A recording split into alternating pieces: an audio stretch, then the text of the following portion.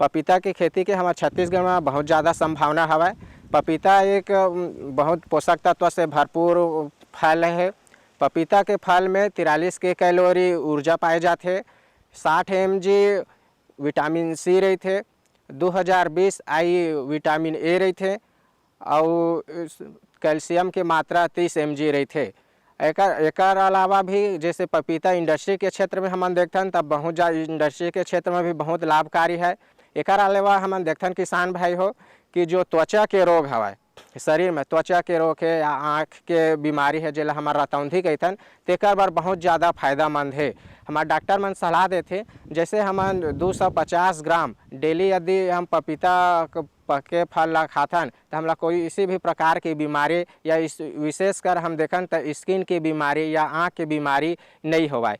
एक बार हमार अब यह 1 वर्षीय फसल है तैला हम आसानी से एक खेती ला कर सकथन।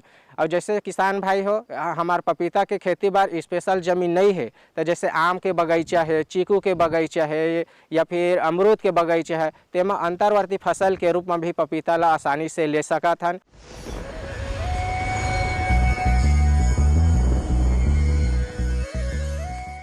आज तो वसूली करके ही जाऊंगा। घनश्याम, अरे ओ घनश्याम, वो तो स्कूल गए हैं। स्कूल गया है। अरे बहाना तो ढंग का बनाती। हाँ लाला, मैं स्कूल ही गया था, फार्म स्कूल, जहाँ किसानों को सिखाई जाती है खेतों में पैदावार बढ़ाने की हर बात, जैसे मिट्टी के हिसाब से सही खाद, बढ़िया बीज और जरूरत के मुताबिक कीटनाशक, ताकि कम लागत में अधिक मुनाफा। ये पकड़ लाला, तेरा हिसाब साफ।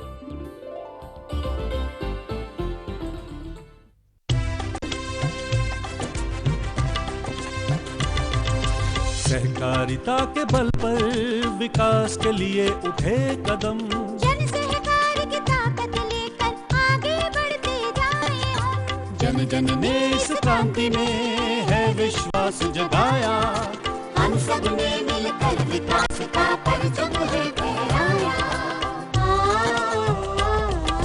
दूर जहाँ सूरज उगता उस धरती से मैदानों तक, हिम शिखरों के श्वेत बर्फ से हिंद महासागर तक। श्वेत क्रांति हो, हरित क्रांति या ग्राम विकास की बात, एकता ही धर्म हो अब चाहे दिन हो या रात। कृषि मंत्रालय भारत सरकार द्वारा जनहित में जारी।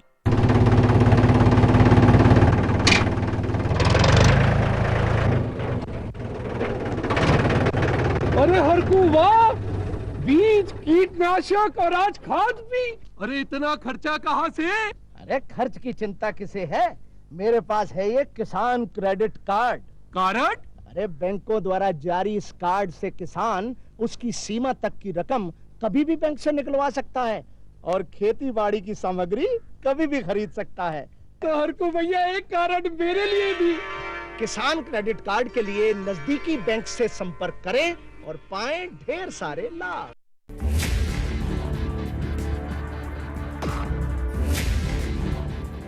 भोजन, जल और शुद्ध वातावरण हमारे जीवन का मुख्य आधार है और कृषि इसका मूल स्तंभ। पिछले 60 वर्षों में विज्ञान आधारित कृषि का व्यापक प्रसार हुआ है। साथ ही कृत्रिम संसाधनों के बढ़ते प्रयोग से कृषि की सतत क्षमता पर चिंताएं बढ़ी हैं। प्रधानमंत्री श्री नरेंद्र मोदी जी के दूरदर्शी नेतृत्व के अंतर्गत रसायन मुक्त जैविक खेती एक महत्वपूर्ण प्रयास है। रसायन मुक्त जैविक खेती को बढ़ावा देने के लिए 5 वर्ष पूर्व सरकार ने परंपरागत कृषि विकास योजना तथा उत्तर पूर्व भारत में जैविक मूल्य श्रृंखला योजनाएं आरंभ की। ऑर्गेनिक फार्मिंग को देश भर में बढ़ावा देने के लिए सरकार अनेक प्रयास कर रही है।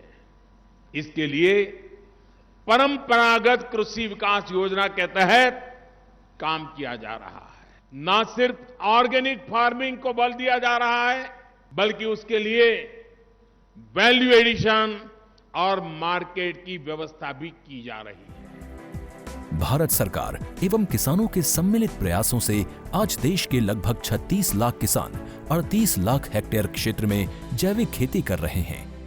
इसके अतिरिक्त हमारे देश के अनेक ऐसे क्षेत्र हैं जहां आज भी पारंपरिक जैविक खेती हो रही है। इन पारंपरिक जैविक क्षेत्रों को जैविक प्रमाणीकरण सुलभ कराने हेतु पीजीएस के अंतर्गत लार्ज एरिया सर्टिफिकेट का प्रावधान किया गया है। इस प्रक्रिया की विशिष्टता ये है कि इसमें प्रमाणीकरण मात्र 2 से 3 महीनों में हो जाता है, जबकि सामान्य परिस्थितियों में इसमें 2 से 3 वर्ष का समय लगता है। अंडमान निकोबार केंद्र शासित प्रदेश के कार निकोबार एवं नैन काउरी द्वीप समूह देश के सर्वप्रथम ऐसे प्रमाणीकृत जैविक क्षेत्र हैं। अभी हाल ही में संपूर्ण लक्षद्वीप को जैविक खेती के रूप में प्रमाणित किया गया है। वर्ष 2016 में सिक्किम राज्य पूर्ण जैविक कृषि राज्य के रूप में प्रमाणित हो चुका है। सुदूर उत्तर में हिमालय श्रृंखला के बीच स्थित लद्दाख ने भी पूर्ण जैविक के लक्ष्य की ओर बढ़ना शुरू कर दिया है। जैविक उत्पादों को बाजार सुलभ कराने तथा किसानों की उपभोक्ताओं तक पहुंच बनाने के लिए एक समर्पित जैविक खेती पोर्टल भी बनाया गया है।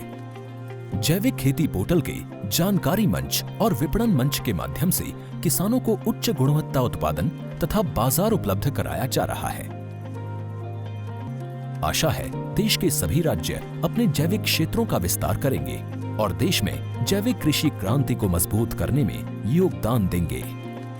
जैविक उत्पादों की देश और विदेशों में बढ़ती मांग तथा जैविक उत्पादों का बढ़ता बाजार, किसानों की उपभोक्ताओं तक पहुंच तथा जैविक एफपीओ द्वारा जैविक कृषि व्यापार में भागीदारी हमारे किसानों को अपनी आय बढ़ाने का अवसर दे रहा है। पिछले 5 वर्षों में जैविक कृषि उत्पादों का निर्यात दोगुने से अधिक बढ़कर 7,000 करोड़ रुपए से अधिक का हो गया है और इसमें प्रतिवर्ष 20% से अधिक की वृद्धि हो रही है। उम्मीद है पारंपरिक क्षेत्र के किसान भी इस बढ़ते बाजार से लाभान्वित होंगे और जैविक कृषि आंदोलन को आगे बढ़ाएंगे। किसानों की मुस्कान समृद्ध हिंदुस्तान की है पहचान।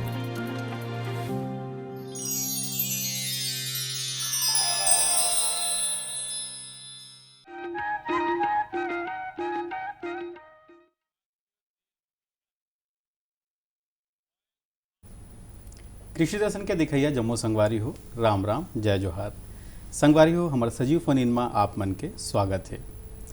आज के दौर संगवारी हो विज्ञान के दौर हो गए हैं, जहां हमन हर काम पर वैज्ञानिक रूप से डिपेंडेंट हो गए हैं और आजकल कृषि घलोक वैज्ञानिक रूप से सिद्ध हो चुके हैं। अब एक पाके हमारे जिन वैज्ञानिक भाई मन हैं ये मन बहुत अकन शोध करके आप मन बर नवा प्रकार के बीज के संस्करण करते और ताकि आप मन ला अच्छा से अच्छा फसल मिल सके। संगवारी हो खरीफ के सीजन में दलहन तिलहन फसल के तैयारी हम कैसे करन, यही है हमारा आज के विषय। तो संगवारी हो आप मन हमारे आज के विषय पर सीधा हमारे एक्सपर्ट महोदय से बात कर सकते हो हमारे टोल फ्री नंबर के माध्यम ले। हमारा टोल फ्री नंबर है 1800-233-9418।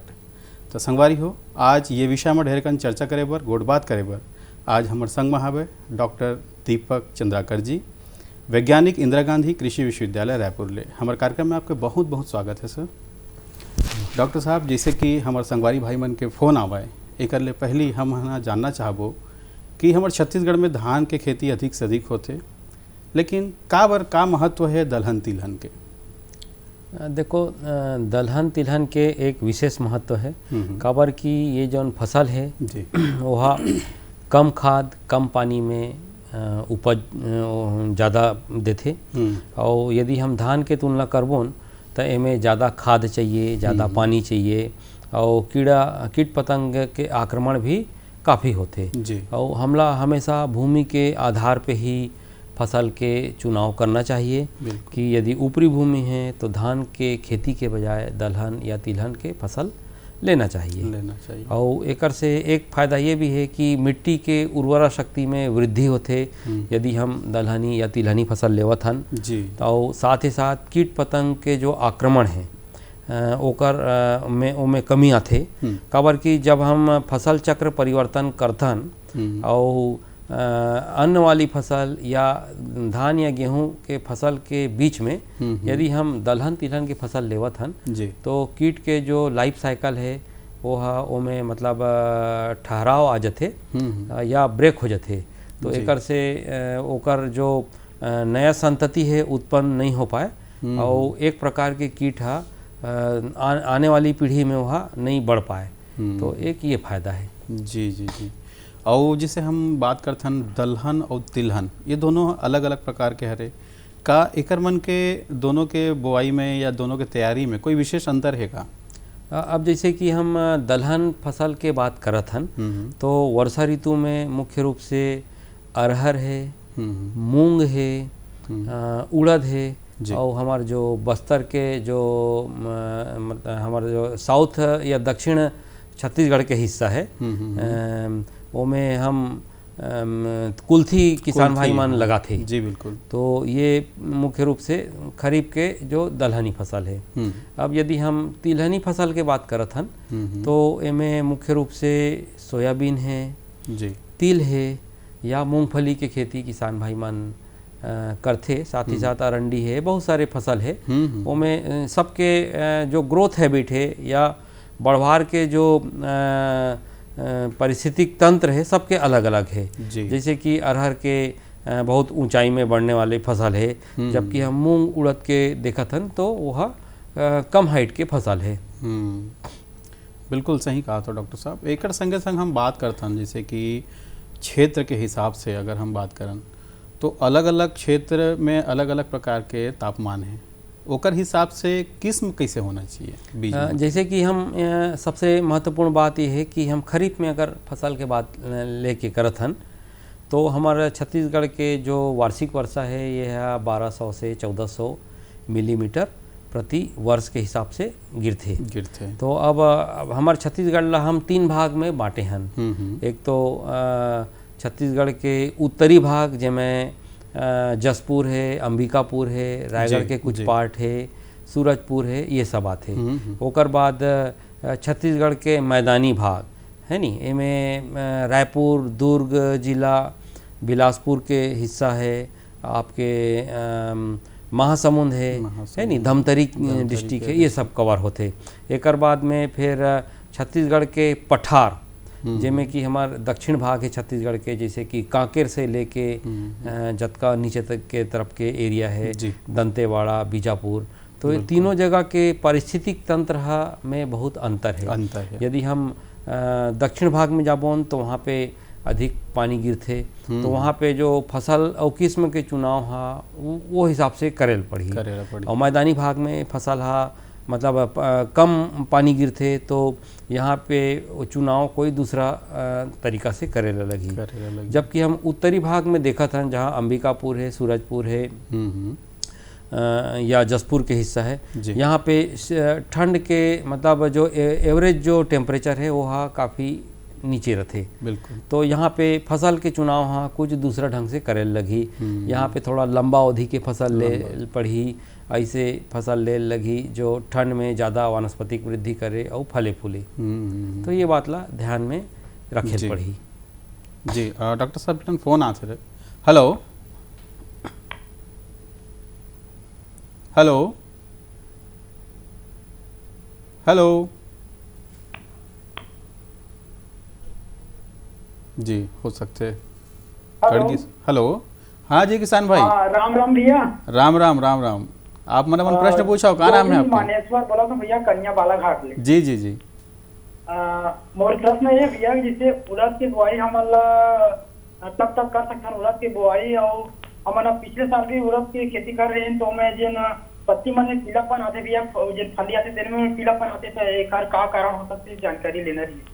जी बहुत अच्छा है। बिल्कुल आपके जो समसामयिक प्रश्न है बिल्कुल। और उड़द के बुआई के जौन अभी समय है बुआई के, उड़द हो या मूंग हो, हमारा छत्तीसगढ़ में या छत्तीसगढ़ के जो सराउंडिंग एरिया है आसपास के, वहाँ पे 15 जुलाई से लेके 20 जुलाई तक 22 जुलाई तक किसान भाई मन ला उड़द के बुआई किसी भी हालत में कर देना है। और जैसे कि आपके दूसरा जो प्रश्न है कि पिछले साल आप मन बोए रहे हो ओमें बहुत ज़्यादा कीड़ा आए रही से, तो ओकर एक कारण संभावित कारण ये हो सकते कि जैसे भी हम उड़द एवं मूंग के बुआई ला जतका लेट करबोन तो ओमें कीट पतंग के आक्रमण हाँ बढ़थे, पत्ती मोड़क के बढ़थे, साथ ही साथ में उमें जो पॉड बोरर है या जो फली बोधक है वो कीट के आक्रमण बढ़थे। साथ ही साथ सोयाबीन गर्डल बीटल एक कीड़ा के नाम है, वो हा पूरा पत्ती ला खा के पूरा चट कर देते, बोलना चाहिए कि पत्ती पूरा गायब कर देते, डिफोलिएट कर देते। और ये सब कीट के जो आक्रमण हाँ यदि तापमान में वातावरण में तापमान के वृद्धि होवत है और कोई कारण से हम बुआई लेट करत हन तब एकर आक्रमण हाँ अधिक होते। अब आपके जौन दूसरा प्रश्न के एक वही में तारतम्य में उत्तर ये है कि कीट के आक्रमण बहुत हो गए से तो वो सोयाबीन गर्डल बीटल है या पत्ती मोड़ा कीट है, एकर उपचार पर किसान भाई मन एक दवा थे जेला प्रोफेनोफास के नाम से, मतलब ओकर टेक्निकल नाम है प्रोफेनोफास। किसान भाई मन एक से डॉक्टर साहब एक और फोन आवा थे। हेलो हेलो हेलो, हाँ किसान भाई, क्या नाम है आपके, कौन गांव ले बोला था? हाँ भैया योगेश जांगरे बोला था, सिरवा बांधा में तरह। जी योगेश भैया, आप मन प्रश्न पूछा भैया। अभी वो अरहर लगा था भैया, तो ओकरे बारे में थोड़ा बता देते हो? जी जी जी ठीक है। आप राहर के खेती करते हो ऐसे प्रतीत होते। हाँ। तो यदि हम बुआई के समय ला देखबुन तो आमतौर पे जून के जौन 21 जून या बोलना चाहिए कि जो 3rd वीक ऑफ जून है, यानी तीसरा सप्ताह है जून के, वहाँ से हम फसल के बुआई शुरू करथन। और हर हाल में हमार जौन अरहर के बुआई है 10 जुलाई तक हो जाना चाहिए।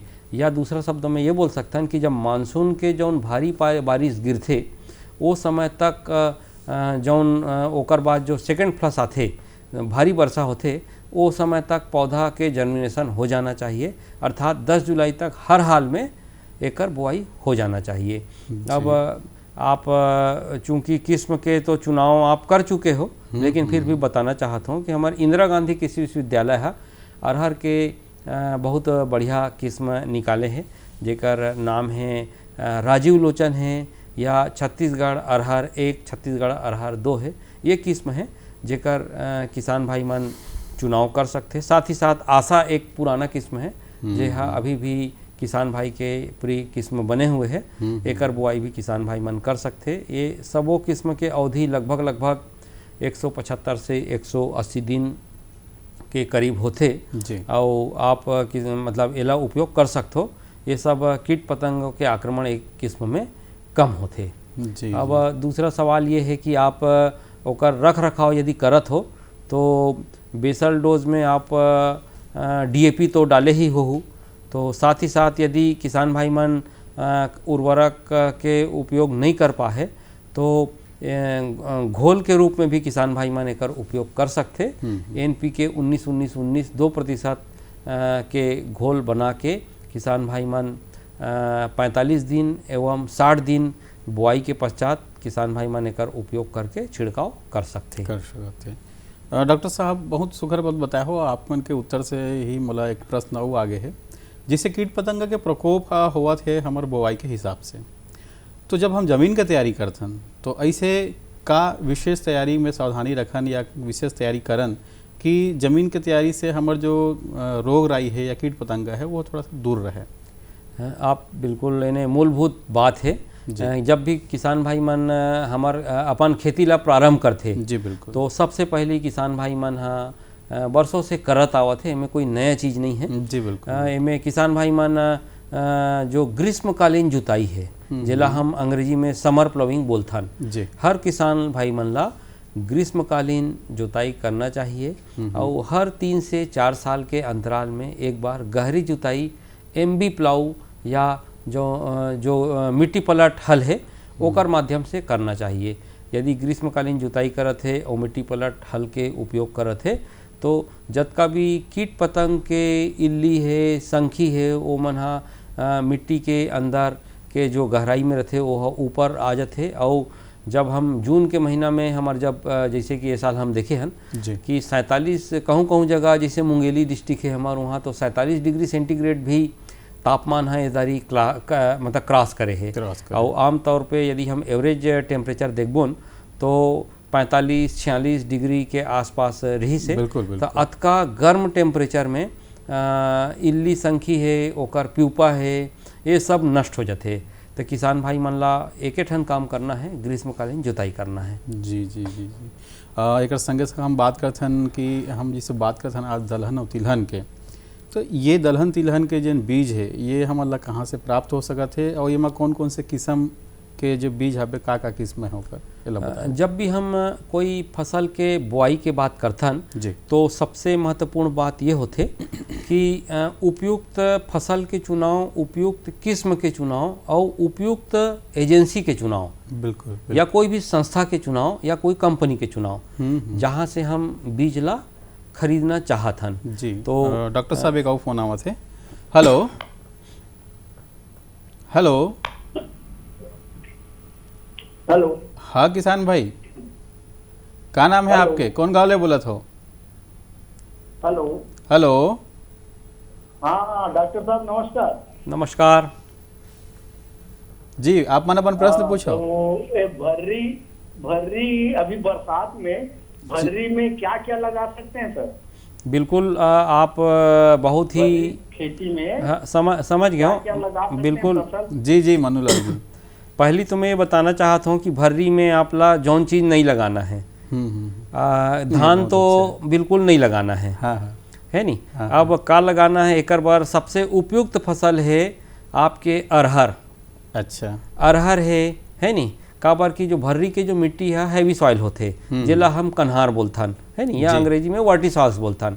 तो किसान भाई मन मूंग के खेती कर सकते, अरहर के खेती कर सकते, उड़द के खेती कर सकते, या अन्य वाले कोई फसल लगाना है तो ओमें किसान भाई मन मक्का भी लगा सकते। सर्वोत्तम यदि अरहर के खेती करत है तो बहुत अच्छा है। किसान भाई मन बिल्कुल ओकर जल निकास के उपयुक्त व्यवस्था बना के अरहर के खेती है या मूंग है या उड़द है या मक्का, ये फसल ला आराम से ले सकते और बहुत बढ़िया उत्पादन प्राप्त कर सकते।